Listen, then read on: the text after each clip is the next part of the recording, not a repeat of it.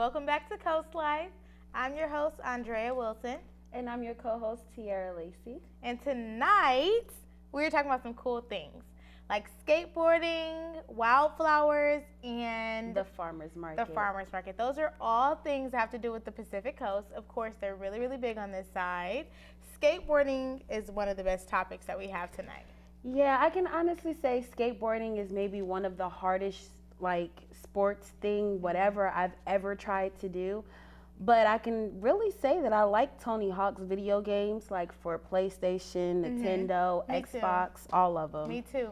I used to always play the Tony Hawk games. Like I had medals in the games, right. And I used to try the kick flips. I used to think I was Tony Hawk in a video game.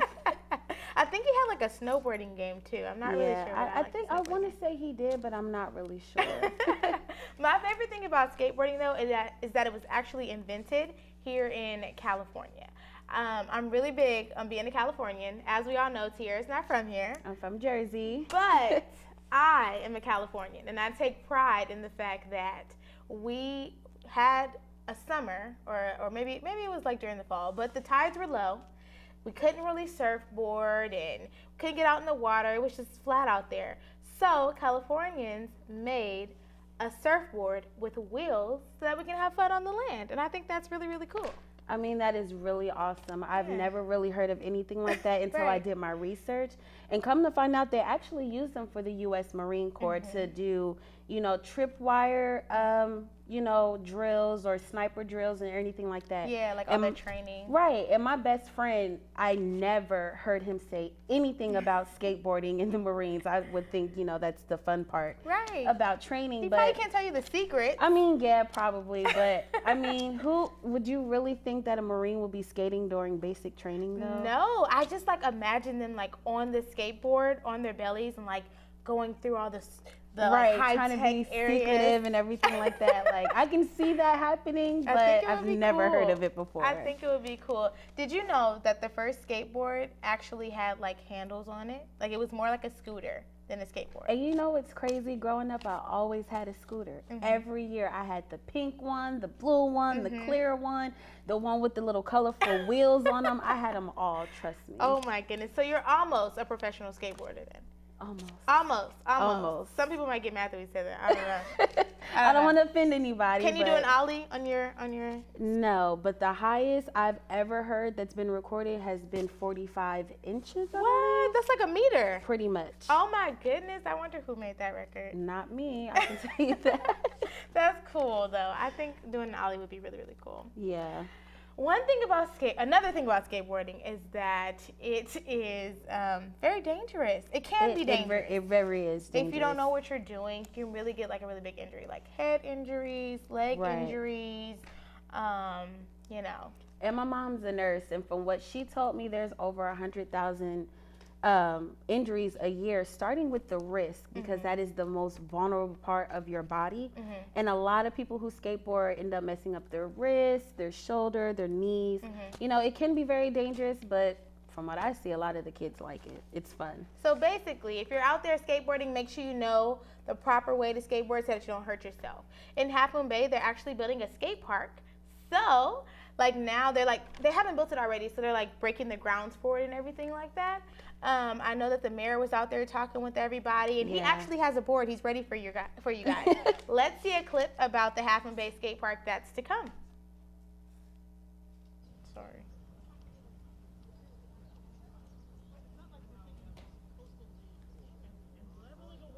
Is it funny?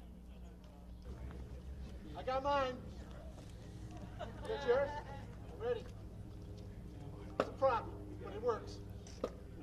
So thank you everybody for coming this evening for the groundbreaking for the new Half Moon Bay permanent skate park. Woo-hoo! It's a big deal. It's a good day to be here. The ex-mayor and I put together the temporary park that was across the street 20 some odd years ago.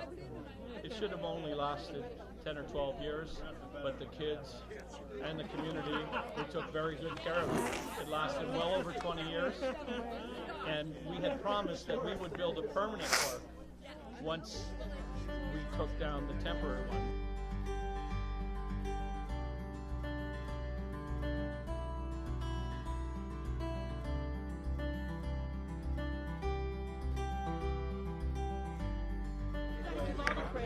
not only to the people who stayed with us to try to make it happen, but it goes back to those original teenagers that didn't abuse the property, respected it, there was not illicit things going on, and this is the fruits of the labor of that.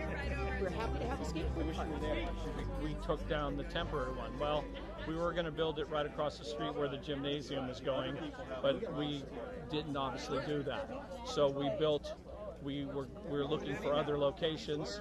Rocky had spoken to the lieutenant from the sheriff's department, and they suggested this part or this piece, and Rocky and her went to the city, spoke to people like Mayor Rick Kolchak, and to the assistant city manager and the city manager, and after some, many deliberations and all, they allowed us to do this. Then I want to also acknowledge some of the people who were big contributors to this. So this project wouldn't have happened without a lot of collaboration and our partnership with the Boys and Girls Club. I want to give special acknowledgement for that. The city wanted to make this happen. The Boys and Girls Club wanted to make it happen, but we had to work together to get this done. It's going to be fantastic, and it's another example of a result of collaboration in our town. Think of the projects that we've gotten done and that we're getting done through collaboration. They're all the active projects in town right now are all because we're working together. Let's just keep it going and have some more of that. If you have not seen the park, what it's going to look like, it's going to look fantastic. I had one request during the design phase.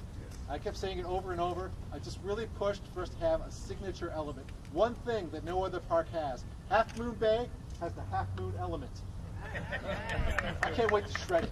Is that right? Can you say that? Yeah, that's a journey, yes. Is that a word?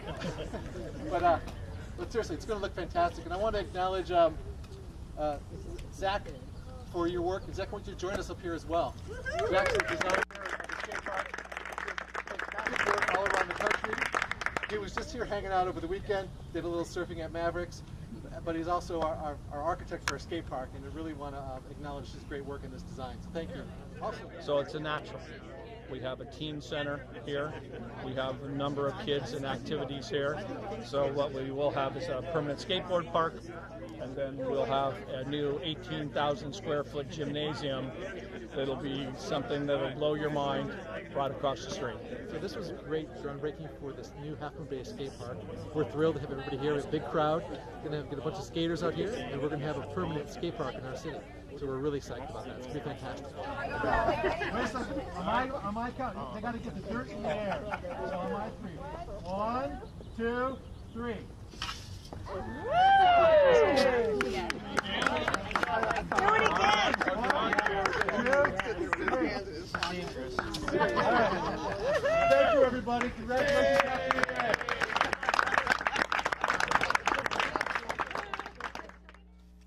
That looks like so much fun. Yeah, it really did. Like, I'm glad it's local so I can actually go there and try to shred it, as the mayor said.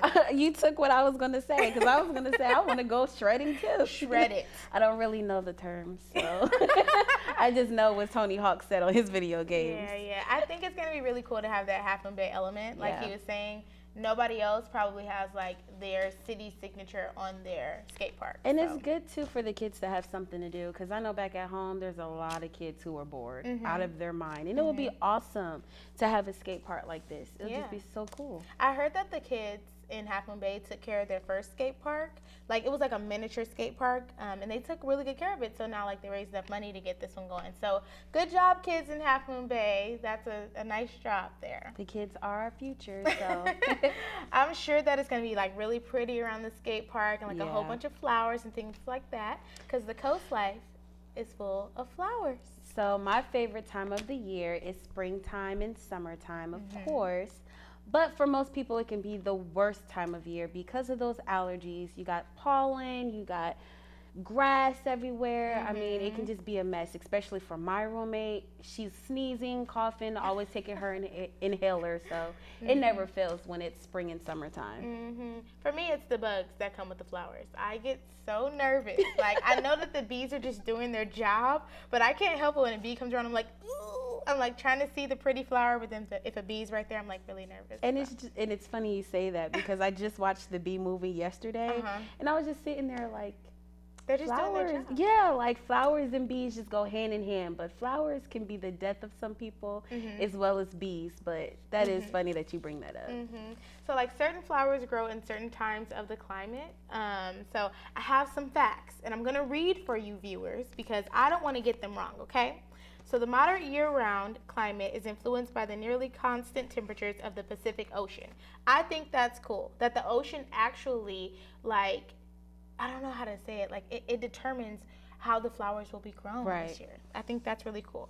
So the northwestern brings in the cool air, and then the southwestern brings in the warm air.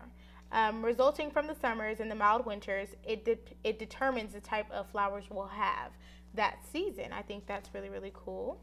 Something that might be awesome for coastsiders, I know you guys are like fog crazy people. You love the fog. The fog actually brings in some of the best flowers. Really? Yes. Like a lot of people probably don't know that. They're probably like, oh, it's cold, the flowers won't be out. No, the fog actually like nurtures the flowers. I read up on that.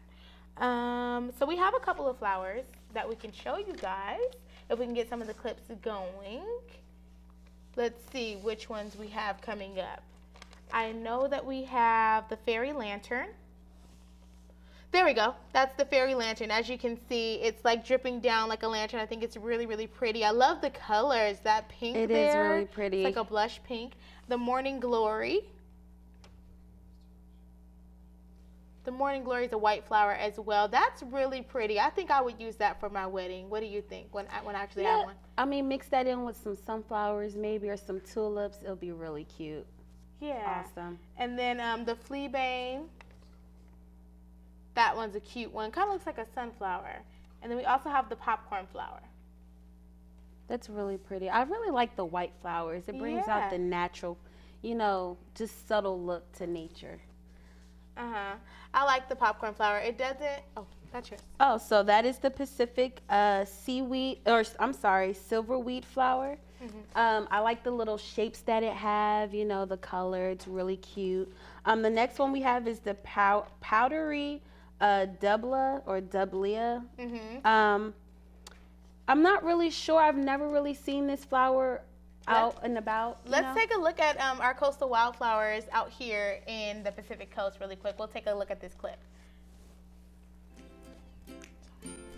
This is a project that is created from love. The love of California native plants, the love of our coastal environment, the love of the beauty that we have here, and the love of how the arts are inspired by nature and bring us together as a community.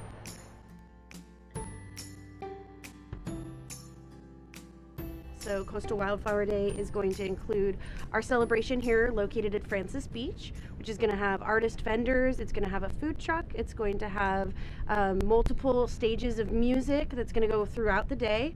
We're going to have the opportunity to do service both at Dunes Beach, where you're actually going to be able to do restoration projects and you'd sign up with the park champions. And then we're also going to have a beach cleanup here that's a little more available for an all-day drop-in. The organization, California State Parks Foundation's Park Champions program, we do restoration events on the coast every month here at Half Moon Bay. We either plant native plants or we clear invasive weeds. And we usually get about 20 volunteers a month, but it's a great way for people to give back to the coast who enjoy it every day. We're very excited this year to have a brand new offering, which is a series of installations created by artists along the coastal trail, including dance performances, a collaborative mural created by the high school students here in Half Moon Bay, as well as live nature sketching by the Nature Journal Club, a make-your-own puppet station, as well as an ecological expressive arts workshop experience.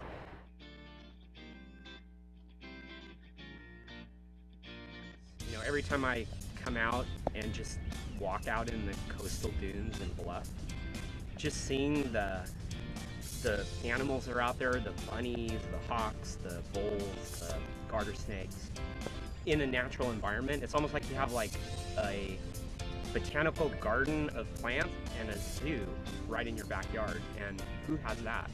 So we're trying to keep it that way. If we aren't restoring the coast, it will not be that way. So we really need volunteers to come out and help us keep it, in this condition.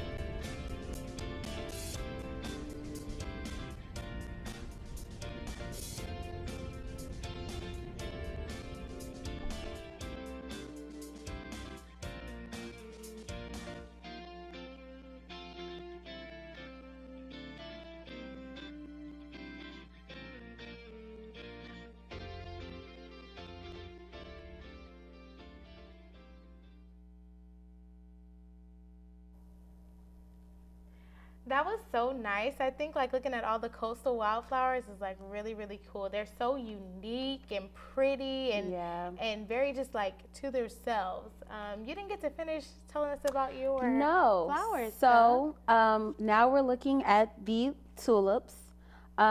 These are Andrea's favorite flowers. Yes, my favorite color. Right. Orange actually is a color for talking, if you didn't know that. It's supposed to make you feel comfortable, to talk and to be free and open. That must be why it's my favorite color. Yeah, it goes perfect with your personality. So we also have an African lily, which I think are absolutely beautiful. I love the blue. I love the subtleness of the colors. I'm a photographer, so I would definitely take pictures of this all day. Yeah. And then we also have something very unique called the bleeding heart. And I think these are so cool. They're so different. I've never really seen them in person, so I'm going to have to hunt these down. This reminds me of like Alice in Wonderland, right, doesn't it? exactly. I'm going to have really to find these and post them on my wall somewhere. Yeah, That's how cute they are. Something like the African lily, I would love to like see that at like a farmer's market so I can buy it and like, just have it at my house and things like that. They have a lot of farmers markets out here on the Pacific Coast. And they do, and they actually have a few in New Jersey as well. I'm not sure about how they work out here, but I know at home you can get anything other than just fruits and vegetables. You can get little knickknacks and, purses, little souvenirs, pendants, and stuff like that. So if there is one like that out here, I would absolutely love to take that trip. Yeah, the coast life. What I love about us out here is that we have the best like fruits and vegetables. Everything is so like ripe and healthy and like ready to eat, ready to go. The fruit is my favorite because it's just so yummy, so sweet. I also like to buy little knickknacks as well, like lotions and like smell goods at the farmers markets. I think one thing about the farmers market that I really enjoy is the fact that everything is fresh. And you never have to worry about what they're putting in their food or anything like that because they're all about being natural. And so that's one thing that I really like about farmers markets because I know with my family we can't just eat anything. Right. So to go to a farmer's market is just like picking it off the tree yourself. And I think that's just like the best way to go when it comes to food. Yeah, and they have some of the best vendors there. Like the people who are actually selling the things at the farmer's market here on the coast side are great people. Like they just have good conversation, great like background stories to go along with them and along with their products that they're selling out there. I've talked to somebody who actually like makes their own lotions, and I think that's really cool. Like that's a cool trend to have. Yeah. Out here, I mean, you can pretty much find anything at a farmer's market, to avocados, squash, anything you absolutely desire, you can find at a farmer's market. And I think that's, like I said, and like you said, that's like one of the best ways to go shopping. It's all organic, it's all natural. You never know, what they're putting in your food really at, grocery stores and stuff like that, because you always got to wash them because of the pesticides and stuff. And I understand you still have to wash your fruit when you get them fresh, but it's just best to know that everything that you're getting is 100% organic. And like all of us can get involved. I don't really grow anything, but like say if I grew something like corn, I can actually be a vendor there and sell my products. So you at home, if you have any type of like vegetables or flowers, like the coastal wildflowers that you grow outside your house, or fruits, or if you make like baggies or soaps or anything like that, you can look it up online, look for the nearest farmer's market out here near you, and sign up to be a vendor. I think that'll be really cool. Let us know on our Facebook if you would like to become a vendor. We can probably like hook you up in some kind of way. Get you connected to all the right people, and I'm pretty sure you will not be disappointed. So we actually have a clip to show you about our farmers market. We're going to show you in a little bit. Let's take a look into that.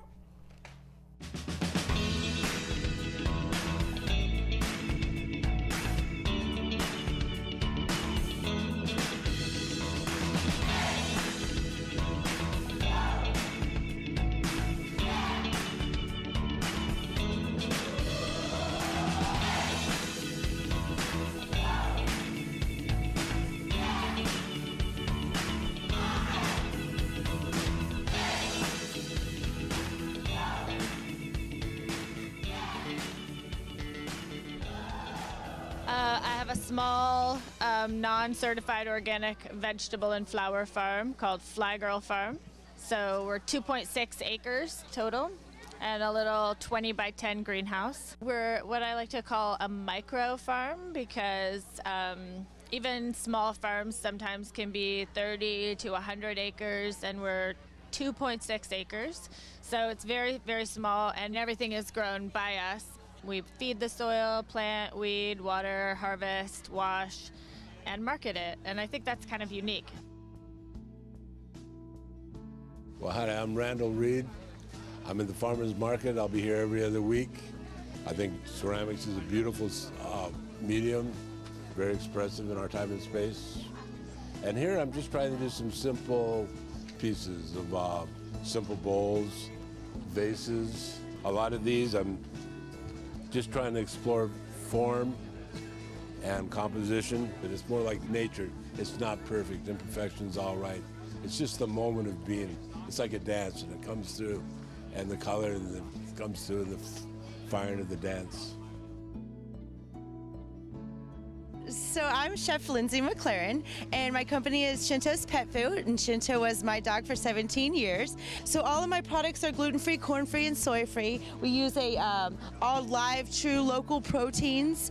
We do bone marrow stock. We've got live bones. We do omega oil, probiotics. We even teach people how to make their own food, and they can purchase all their fruits and vegetables and proteins here, and we have cooking classes for them and recipes for them to follow. Hi, I'm Terry Butler with Half Moon Honey, and we've got about 400 hives here on the coast side. You know what, we've probably been at the farmers market for about 5 years, and we just do a lot of different harvests of honey, which gives you the different colors of honey. So we just did a spring harvest, which is our lightest honey. I've got a golden harvest, which is our year-round honey, which is called Born to be Wild.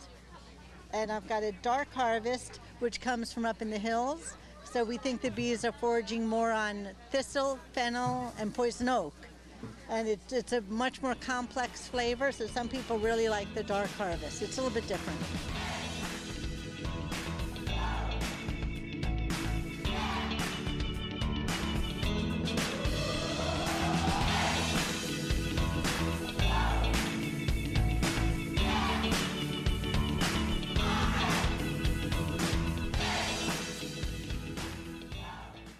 That farmers market looks like so much fun. Really, it's not your ordinary farmers market. It had everything that you needed. Yeah. Shinto's, thank you so much.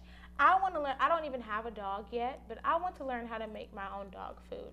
Like that organic stuff for my dog. And to piggyback off of that, Shinto's is actually pretty good. I've got some dog food from them. Mm-hmm.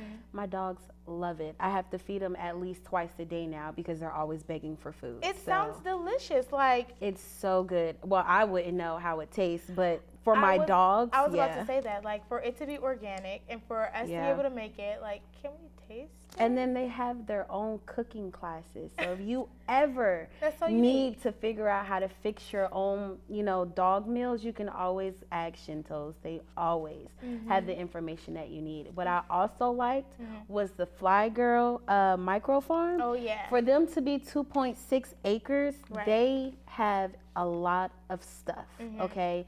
And I just started planting sunflowers for my grandfather and for my uncle. Those. And it's like, when I saw her stuff compared to mine, I'm like, she got me beat a little bit, You can get there. But she actually gave me a little bit of pointers and tips as far as planning. And I actually think I'm going to go home and use those pointers and maybe plant some more flowers. Yeah, I thought it was really great how you plant everything, you soil everything, like you do everything on your own. Yeah. And I think that's really unique. You don't have any outside workers growing your plants for you. So shout out to you, Fly Girls. And Randall Reed for those clay vases. Oh, yeah. I'm definitely coming back for one of those So because I might have to use one of those as my little planting pot. Right. They're so unique and so different. I'm pretty sure if you had one of your own, all of your guests will be asking where you got it from. And all you have to tell them is the farmer's market. He's there every week. Tiayrah, if you could sell anything at a farmer's market, what would it be? Come on, think of your craft. That's a hard one because I would probably sell my photography. Only because I do take pictures of plants and flowers, trees, people in the trees, and then I have people who actually paint my photography. So I would probably sell that there. That's unique. See, Yeah. you can make a lot of money off of that. That would be really cool. Yeah. I think that if I can have one thing to sell, it would probably be the things I like to buy, like the lotions or like hair products, because I'm really into that, like organic hair products or organic body products. That's probably what I would get into. And Andrea has some really good oils that she got from her local farmer's market. And I might have to take a couple bottles before she goes on vacation. But yes, you can definitely find different farmer's markets that have all different kinds of products. And like she said, hair products, oils, dog food, you know, so it's different things that you can find at a farmer's market, not just food like fruits and vegetables and stuff like that. Right. The coastside has so many great things that they can give to us, like the skate park. What else do we say? Oh, the flowers again, and yeah, I think that's pretty cool that you can just walk, you know, a trail and then you just see all these pretty flowers that we named today. Right, so right, it's pretty cool. Usually you don't find them everywhere, you know. Which one was your favorite flower again? I want to say the bleeding heart, only because it's different. I'm gonna go find the African lily and see where it's at. But that's all we have here for you today at the Coast Life. I had so much fun again with you, Tiayrah. We hope to see you guys next time. Come back and see what clips we have for you next week, okay? See you soon. Bye.